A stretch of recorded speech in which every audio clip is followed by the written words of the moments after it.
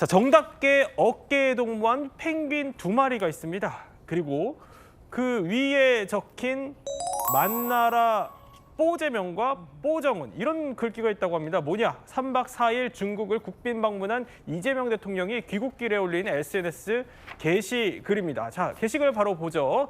자, 이 글입니다. 보면은요, 저렇게 펭귄 2마리가 어깨 동무를 하고 있고요. 밑에 글을 보면 만나라 뽀재명과 뽀정은 이거 무슨 말입니까? 네, 일단 보시는 것처럼 펭귄 2마리가 무척 정답게 어깨동무를 하고 있는 사진과 또 그 밖에 글이 함께 올라왔습니다. 일단 이 사진은 이전에 한 언론에서 남북이 함께 만든 애니메이션 뽀로로처럼 이 뽀재명 그리고 뽀정은도 만나라라는 그런 제안이 담긴 기고문에서 첨부가 됐던 사진입니다. 그러면서 글에는 한반도의 적대가 끝나고 공존의 날이 오길 바란다. 새해 복 많이 받으라. 뽀재명, 뽀정은이 만나라는 말까지도 덧붙여졌습니다. 그러니까 뽀라는 게 그 우리가 아는 그 뽀로로 그 얘기군요. 그거를 이제 김정은 위원장한테 빗댄 거예요? 네, 그렇습니다. 여기서 이제 뽀재명은 당연히 이재명 대통령, 그리고 뽀정은은 김정은 예. 위원장을 지칭을 하는 겁니다. 결국 남북 정상회담에 대해서 희망을 표시한 것이다라는 해석들이 나오고 있습니다.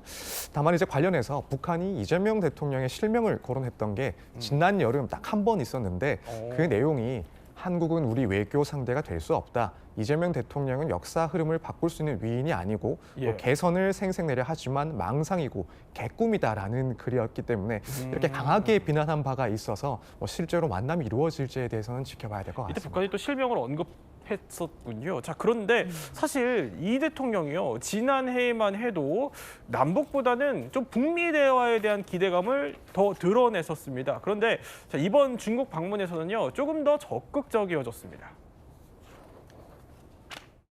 대통령께서 미국 정치에 잠깐 물러서 있는 그 사이에 사실은 북한의 미사일도 많이 개발됐고 대통령께서 피스메이커를 하시면 저는 페이스메이커로 열심히 지원하겠습니다.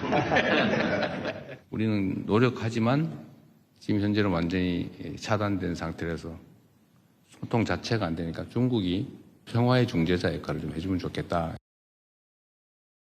자, 그 이후에 시진핑 주석으로부터 노력해보겠다 이런 답변을 얻었지만 자, 지금 상황이 좀 녹록지 않습니다. 보면은요, 정부는 이렇게 그가 북한을 향해서 꾸준히 제스처를 취해왔습니다. 대북 확성기 철거, 흡수 통일 없다 선언, 대북 제재 완화 예고까지. 그런데 북한을 꿈쩍하지 않고 있죠.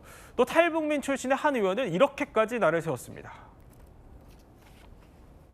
무슨 이 얼빠진 소린가 싶은데 러시아 전쟁에 이제 투입되기 전까지도 남한을 침략하는 전쟁 연습을 계속해서 진행해 왔다는 거 아니겠습니까?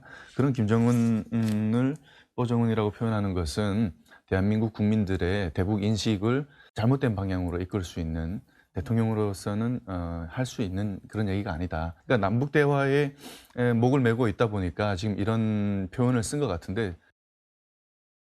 그러니까 이 박충건 의원 말은 러시아에 파병된 지금 북한군들이 전쟁에 투입되기 전까지 했던 일이 뭔지 아냐. 이거 우리를 침략하는 그 연습을 하고 있었다 이런 얘기예요. 그렇습니다. 단 한 번도 북한은 우리 대한민국을 향한 그런 공격에 대한 신호를 멈춘 적이 없습니다.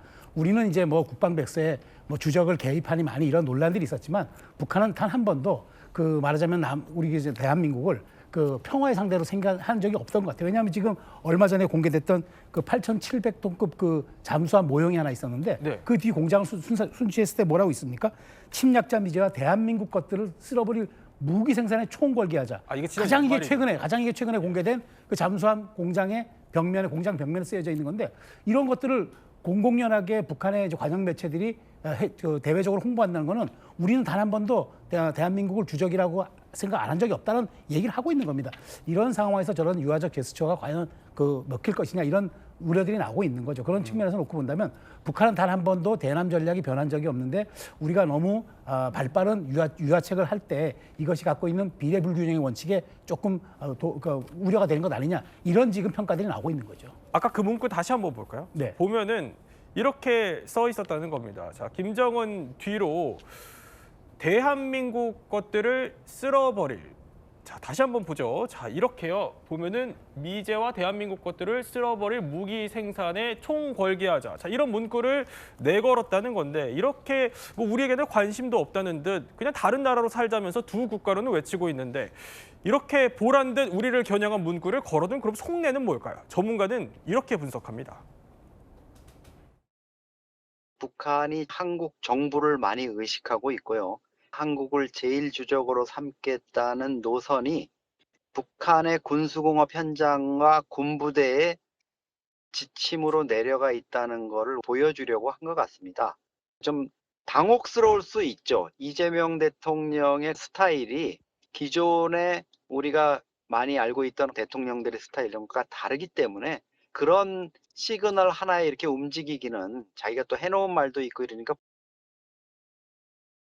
그러니까 지금 북한이 우리나라의 핵 잠수함 건조 소식을 들고 상당히 열이 받았는데 이런 상황에서 쉽게 대화에 나올 수 있겠냐는 겁니다. 그래도 이제 청와대는 이제 남북 간의 분위기를 좀 바꿔보고자 만나고 싶어 하는 거잖아요.